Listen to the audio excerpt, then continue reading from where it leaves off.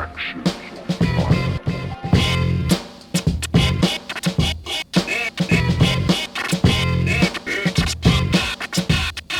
Martine Studios in New York, your trending topic TV show. This is Talking Heads with Nizam. What's going on, everybody? How are you? And welcome to Talking Heads. I'm your host, Nizam, and I have a great panel today. Today I have Ed Zislis to my left and D Wise. They're hanging out today on Talking Heads. And what we are going to do is we're just going to talk about the trending topics today, and hopefully you guys enjoy it. Before we get started, I want to talk about the Bronx River bicycle shutdown. They shut down the Bronx River for bikes on Sundays. It's May 18th, June 1st, 8th, 15th, 22nd, 29th, September 7th, 14th, 21st, and 28th. And basically what they do is they shut down the whole Bronx River Parkway, and you can ride your bike out there on Sundays from 10 a.m. to 2 p.m. So let's go ride. If you want to go, let's go. I'll go with you. All right, our first segment on Talking Heads is called What Are You Watching? We're going to start with D Wise. What are you watching, man? Tell the people. I'm watching, right now I'm into Hannibal, which is on NBC. It's based on the characters from Red Dragon and Silence of the Lambs, so I'm very into the show. It's like a cerebral, very haunting, dark kind of show. I'm digging it. I'm loving it. Okay, all right, that's cool. What about you, Eddie? What do you got? Nice. I'm watching a show on HBO, Game of Thrones. Ooh. It is unbelievable. Yeah. I've never watched the episode. Oh, you haven't watched Game of Thrones? No, I haven't. Unbelievable. Is it on Netflix? It's based on it's a couple books out there. The last book hasn't even been written yet. I think there's one more season that's going to be coming out. You never know what's going to happen. People are getting killed off the show. Main characters that you think are going to stay. Mm-hmm. It's super suspenseful. It's unbelievable. It's like I don't even what type of genre is it? I don't even know where to put it really. Maybe like mythical / I want to say almost Viking-esque. Like, exactly. Okay. Exactly. All right. But it's real good. You like watching Walking Dead? Yeah, that's my show. All right, that's so show. it's kind of on that, but it's not modern day. It's like swords and. No, I've seen commercials for it. A lot of people I know are into it. That's the Sunday night thing. Yeah. If it's not Walking Dead, it's Game of Thrones. Yeah. But I haven't had a chance to watch it just yet. Oh, you gotta get on it. It should be on Netflix. I'm not sure if it's on Netflix or not. Well, it is. There's a couple episodes, couple seasons are actually on Netflix. Okay. Or so if you know somebody with HBO, then just be like. Oh no, I have HBO. I just never got into it. Oh, you should be able to see them. You should at least last season. I know last season it was season 4. I gotta Season start 4. from the beginning. Yeah. If I'm gonna watch it, I gotta start from the beginning. So go on HBO on demand. On demand and so it's season 4 right now. And I know definitely season 3 is out there, but they should have the other ones. I got it, right? I won't tell you anything what's going on because I don't want to spoil it for you. Okay, don't tell me. Don't tell me. I'm a Showtime man. Yeah. I watch House of Lies. Oh, House of Lies. Shameless. Yes. Shameless is crazy. Californication is in the last season. Yeah. I was watching Dexter before that went off. But, okay, let's stop now. I can't talk about Dexter. Dexter should have been caught after one episode. That's another show. Let's get into it. So first topic here is Georgia Bank deposited $31,000 into the wrong bank account. D Wise, let's talk about it. What would you do? How do you feel? What should they do to this kid who got the money? Well, first of all, this is not the first time it's ever happened. Let's just call it what it is. These banks, they make a lot of mistakes concerning bank accounts and putting the wrong money into different accounts and, checking, savings and all that. The kid that got the money, he's got to return it, that's for sure. Ugh. He definitely has to return it. If he doesn't, he's got to pay taxes on the money that he gets. So he's stuck either way. So I guess the police, the authorities, try to go after him or question him for thievery, basically, which I think is a little ridiculous. Yeah. The kid got deposited $31,000 in his bank account. Now, if the bank made that mistake and then caught it the first day and said return the money, I completely understand. Now it was about 10 days for this kid had the money. Now what if he had the money for a year? Mm-hmm. Yeah. Would it be any different? Right. He could have been like, somebody could have deposited the money. I don't think you can go after the kid and prosecute him for thievery because that's a little ridiculous to make the mistake. Yeah. Banks have insurance. I think that's probably one of the reasons you have that for things They have when more things than come enough. up. More than enough insurance. Yeah, FDIC covers you up to $250,000. So really, they need to just go ahead and put the 31 back into the original guy's account because they're covered. Right. And then, so what I was going to say before is, so the cops tried to go after him, and he was like, "Listen, I'm going to take care of this with the bank." But once he got the money, he took out like $20,000 right away. Immediately. And he spent like another $5,000. Like you said though, it'd be a difference if they caught it and they were like, "Oh, the first day, sir, don't, we're going to freeze this," or like if they just told him something and then he went ahead and just took. I mean, we're talking about 10 days of this kid having the money in his account with nobody realizing it. What happened if it was 6 months? What happens if it was a year? That's ridiculous. The kid's just going to have $30,000 in his account and not. Yes, he could have said something about it. He could have said why, and inquired about it, called the bank or called his parents or called. He also said that it was an inheritance money from his grandmother. Well, see, that's where he went wrong. That's where he got accused of thievery. Yeah, maybe. Because he lied and said, "Oh, it's inheritance money." Where'd it come from? If you cannot account for, yes, yeah. As soon as you can account for the money that's been deposited in your account, then you're under investigation. For real. Anything over maybe $15,000, you're stuck. But I still don't think he should be prosecuted as criminally. Yeah. I think he should, he bought a bunch of stuff, make him return it, get as much money back as possible, and then let the poor kid go on his way. Yeah. Well, do they have him? I know that he lied, but I mean, did he lie to the police? He told the police that he was going to take it up with the bank. So now, who did he tell that he got inheritance money to? To the police, I believe. Now you got a case. Yeah. That's a case. Yeah. You cannot lie to the authorities. We'll keep our eye on this one. We gotta follow this one. It's pretty funny though. And see what happens with this kid. Yeah, it's funny. So Eddie, let's talk about powdered alcohol. Palcohol is what they're calling it. The government, the FDA, they passed it, and then all of a sudden they revoked it. Yeah. And talk a little bit about powdered alcohol. Where are we going with powdered alcohol? I don't know. I think that I'm not upset that the FDA kind of like criminalized it again, or kind of like took it off the market. One, because alcohol, I've bartended all my life, and I've been in the restaurant industry. When you think of alcohol, you think of somebody pouring drinks, slinging drinks. You think of the craftsmanship behind either whiskey or scotch or vodka, potato or rye. However it is, you think of the actual distillery of the liquor being made. Now, when you think of powder, I know, with the 20th century and everything else, everything is going totally different. But when you think of powder, I think it can be a little dangerous. The points that they're making is, they can snort it. Kids are crazy nowadays. They're putting alcohol in their taint and basically trying to get drunk off that. Like they're soaking tampons in vodka and putting it in their taint, which is just, it's ridiculous. In our day, butt chugging, all that craziness. Yeah. It's insane. They're going crazy. But we're talking about all those things that kids do, especially during their college years, that they're doing with regular alcohol. Yeah. Now, can you? But wait. Well, hold on. I don't think powdered alcohol is going to make a difference, because now you have a new thing where the kids are pumping out to make it into a smoke, and they're inhaling it. So I mean, with the powdered alcohol, it's going to be easier for the bartenders to take a drink, put it in, add water, and there you go. I mean, for the bartending, for the bar industry, it's going to be big. But I mean, they have to put some kind of rules in place. Here's the thing, though. Like a lot of you have alcohol, you have whiskey. Some people don't like the taste of alcohol. But now, if you're making it into like a fruit punch or flavor, tang or something, who's gonna not want to drink that? All they're gonna do is it's gonna promote binge drinking continuously, and all they're gonna do we're already making Jello shots of alcohol. Okay. Now can you imagine a little powdered packet? Now throw wait a little second, hold water on. in there. Now with the powdered alcohol, when you add the water, it's going to taste like alcohol. So we said it still has alcohol taste. So people that don't like alcohol, they're probably not going to drink the powdered alcohol either. Because once you add the water, They say once you open the Pandora's box, it can't be closed.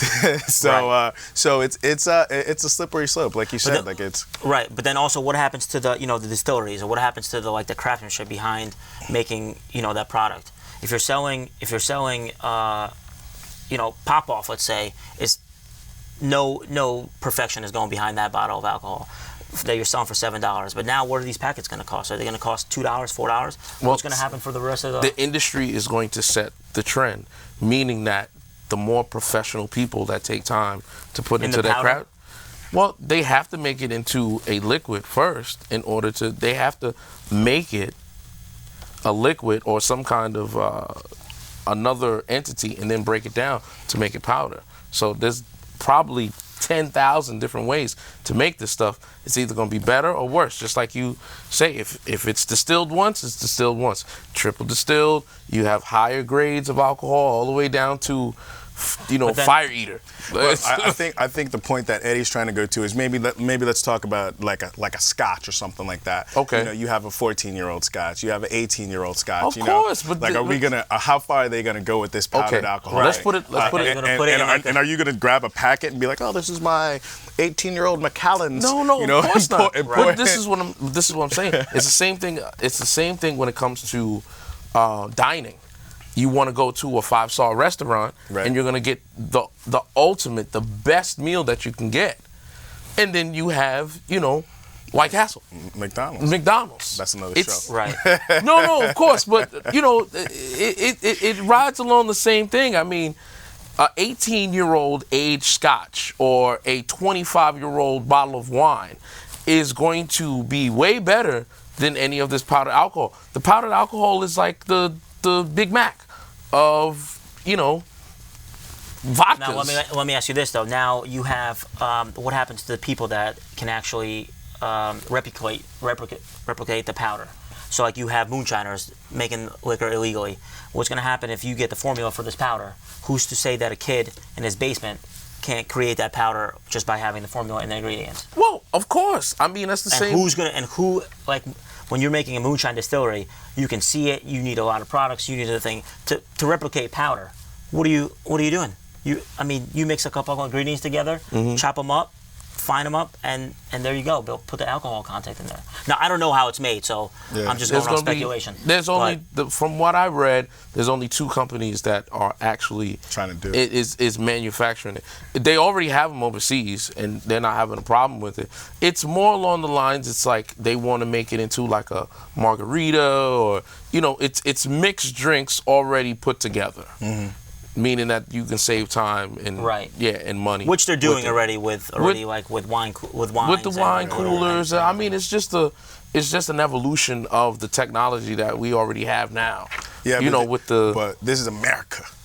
So they can do it in Canada, they can do it in Europe, they can do it in Asia, but when it gets here, it's about to go down. I saw a couple of people. They was like, "Oh well, what happens if the kids start to snort it?" They're just like, "Don't snort it. It's not for snorting." Of course, how many kids you see snort sugar? Or salt, or the cinnamon challenge, where they So they do silly, stupid things. We all do it, but to take it off the market, it's kind of like, okay, well, why even do that? Because you got these kids doing cinnamon challenges. They're putting, big catheters up their butt to get drunk. Are you serious? Like, it really doesn't matter. And the kids are crazy. So this is another good topic. We're gonna have to follow this one too. Let's keep on the lines of the kids or whatever. Reality TV. And kids are watching it. We're watching it. I'm not watching it. You're not watching? No. You gotta be watching. You gotta be watching something. You gotta be watching like a Bar Rescue. Yeah, I do. I watch certain shows, but not all reality TV. Well, let me ask you this, and D, I'm gonna pose this to you. Are we in reality overload? I mean, every network's got a reality show. I don't feel that it's reality overload.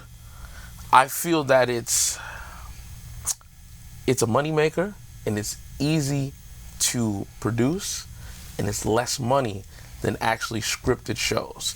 So the industry is going to go with me coming from the entertainment background, they're going to go with shows that are easier to make. They don't have to pay these people, $13,000 an episode, $50,000 an episode. They can pay these people $1,000, $2,000 an episode, film it outside. As long as the business gets a credit, as long as they get their credit, it doesn't matter. I feel that the cable companies are more inclined to do more of because they've been popping up everywhere. I think the regular, regular channels, 2, 4, 5, they're trying to move away from the reality television shows, but cable is just pushing it real hard. So it's like a fight to the finish on who's going to get the most ratings. There's been a decline more so of the ratchet TV. I think it's on the rise. You think it's on the rise? How many? I mean, you got Total Divas. You got the Housewives shows. Yeah. You know what I'm saying? You got the Little Boo Boo. What's her Honey Boo Boo. Not only that, but all the competition shows like American Idol. Everything. But the American Idol's not like the ratchet though, like that. But I just feel like there's a spectrum now. Let's not even call it ratchet. Let's call it ignorant TV. Ignorant TV, because some people put ratchet into a certain category. So let's talk about ignorant television, where they had not so smart people. They parade them out in front of. Let's say exploit them. Yeah, exploit them. Yeah. What do you think, Ed? I agree. I think that let's call it the ignorant, as my man right here would like to call it. When you have that type of television, you're basically exploiting the people based on their either ridiculous behavior or whatever they're doing. Now, people like to see that type of stuff, whether it's funny or whether they like to see it because, one, if they like to see somebody that's dumber than they are, or that's or it reminds them of someone that's in their family, right, or of themselves, right, or like you have like this Yeah. Desperate Housewives. Who watches the Desperate Housewives? Pretty affluent people watch the Desperate Housewives because these Desperate Housewives are loaded. They're living in mansions, and all they're doing is running around and having drama within each other, and drinking and having parties and living pretty extravagant lifestyles. So I don't know. I've never really watched those shows. I mean, I have watched a lot of reality TV in the sense of like my ex-girlfriend used to watch The Voice, so she'd make me watch The Voice and stuff like that, which is entertaining. It's entertaining. There's some good ones out there. Yeah. As far as the Desperate Housewives or The Bachelor. Well, have you ever seen the more ignorant shows like the Love and Hip Hops? No. Oh yeah. The reason why I say it's a decline is because social media has now taken over reality television and have boosted it to this level. But now I see that it's starting to come down because there's just some people that I congregate with. They're like, you know what? It's just making everybody look bad. Everybody look bad. I feel like it's still out there. I feel like it's still going strong. Like you said right off the bat, you're like, I don't watch it. I do. I watch, but I watch something like a Bar Rescue or maybe To Catch a Contract or something like that. Like you can learn. But these are educational shows. Yeah, I was gonna say you can. I mean, there's a core. Exactly. There's a core to them. You can learn a little bit, but I might on a Saturday or Sunday, I might wake up and be laying in bed and just turn the TV on. And Housewives of Atlanta is on. Because it's mindless. It's mindless. And then you're sitting there. You're sitting there, and all of a sudden you get sucked into the show, and then all of a sudden you're like, wow, how much time went by? Oh, well, what's gonna happen to Nene? I gotta watch the next one, and luckily. They're running it back to back. So I wake up at 8, 9 on a Saturday chilling. All of a sudden it's 1 o'clock and I'm like glued to the TV. Like I can't believe she did that. It's like you just get sucked in. I mean, there's only a couple of them that I do watch, and R&B Divas is one because I keep up with the entertainment shows or whatever. Love and Hip Hop is another one. I'm starting to wean myself off of it because it's become too scripted. Oh yeah. It's become I miss the days of when it was experimental. Right. We all remember Real Worlds. Yeah. The Road Rules. Right. Yeah. I mean, MTV, which is no longer MTV anymore. It's not music television, but it's reality television. Yeah, it's pretty much all reality TV. or America's Funniest Home Videos type shows Yeah. where they show people doing stupid things and getting hurt. There was something like Jackass that came on MTV, which was a show, but it had a lot of heart, and it was stupid. There was silly things, but you know what? You had a camaraderie concerned with these guys that all hung out together, loved each other. Yeah, they did silly stuff, but there was still a core value of brotherhood in with it. Now it's just, somebody got dinged in between the legs. Oh, someone got hit upside the head with a shovel. It's just silly. It's becoming it's just becoming a little bit too much too soon.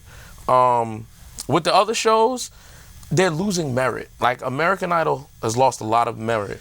I feel like The Voice has lost a lot of merit. I feel like they go too long. They're doing now. Not only are they doing just do one season a year, but now they're kind of The Voice. I feel like it's like doubling up. And just they came from The Voice of Holland. But I felt like even like American Idol, they should have did that one time.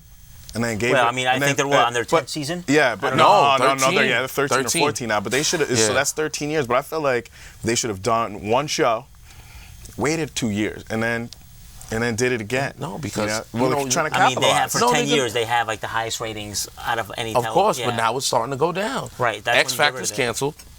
And one fact, none of the people from The Voice have had successful careers after they succeeded on there.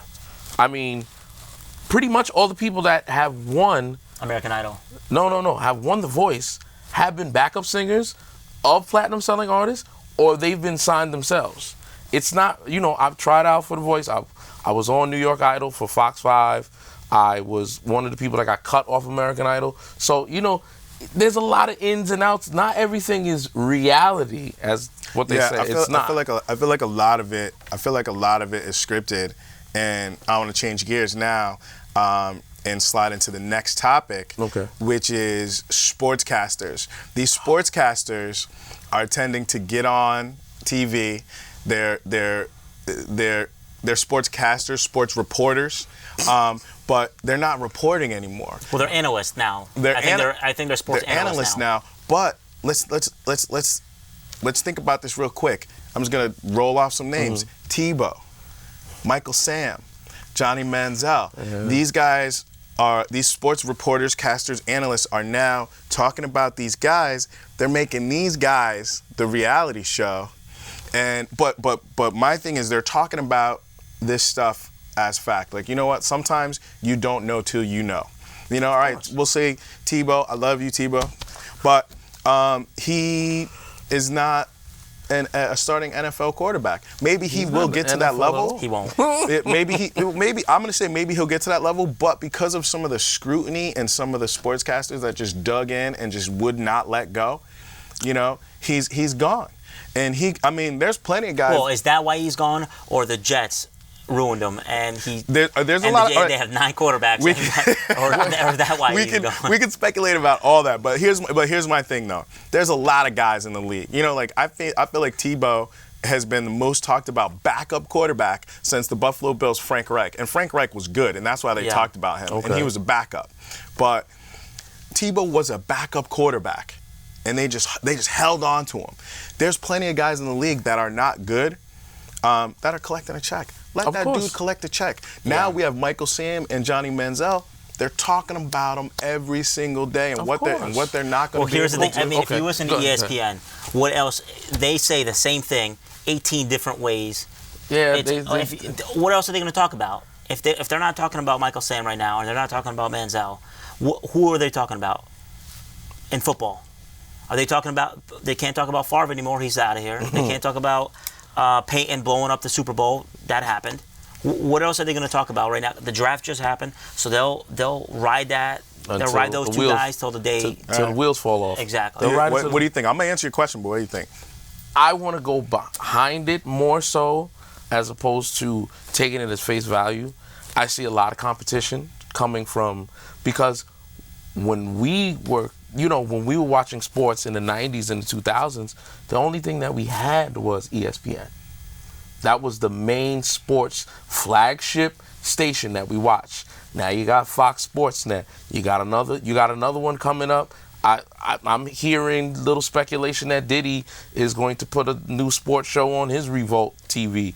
I hear that there's a couple of different people that's coming up with different shows. So now it's like, okay, what can we do to bring more viewership to our station, to our affiliates across the board, so that we can keep these people. There's people that watch SportsCenter that don't even like sports. And they want those people to watch these shows. You're sitting here, you got two guys are sitting here talking about stats and the people turning them into, a new millennium minstrel show. That, dance and sing, you do what you do and you get paid. Okay, we're going to give it to you. But at the same time, behind the scenes, these people are trying to hold on to their jobs, and they're getting more away from football and more into the spectator part of it, the spectacle. I agree with you. And let me use the technical term. They're getting into the BS of it. Yeah, of course. And so I'm gonna answer both of your questions. So who are they gonna talk about? Let's talk about Kevin Durant. Kevin Durant, MVP. Finally, he's the type of guy that we want to talk about. You want to do some other things? Let's get into his background. Let's see what he was talking about when he said, sometimes my mother went to bed without food. Let's get into that a little bit. Let's talk about KD. What else can we do?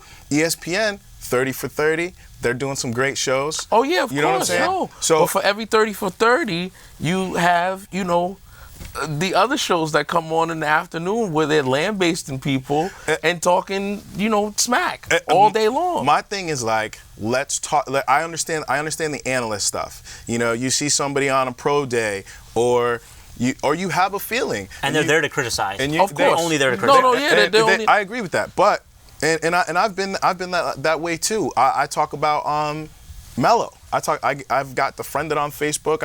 I've never said Melo's a bad player, but he's talking about changing his game. I will go on and on about Melo, but my point here is that let's talk about what's been done. You can analyze. Let's talk about what's been done. So what's been done? KD, he is the MVP. He's the MVP for a reason. He had a great, powerful 30-minute speech, which I've watched several times. Let's talk about that. All right, but you know what?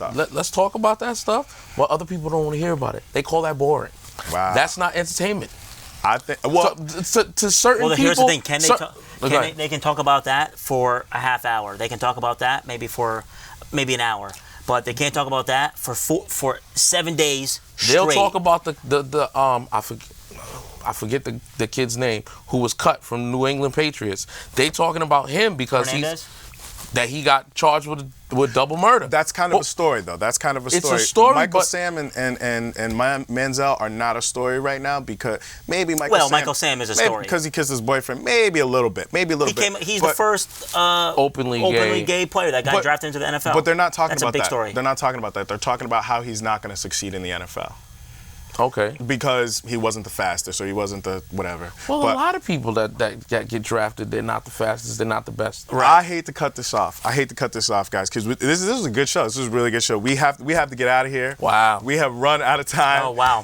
You can check us out at wpcommunitymedia.org. Look for Talking Heads and just scroll down. You'll see them. You'll see me, or you'll see the name. Also, Shepherd ENT 12.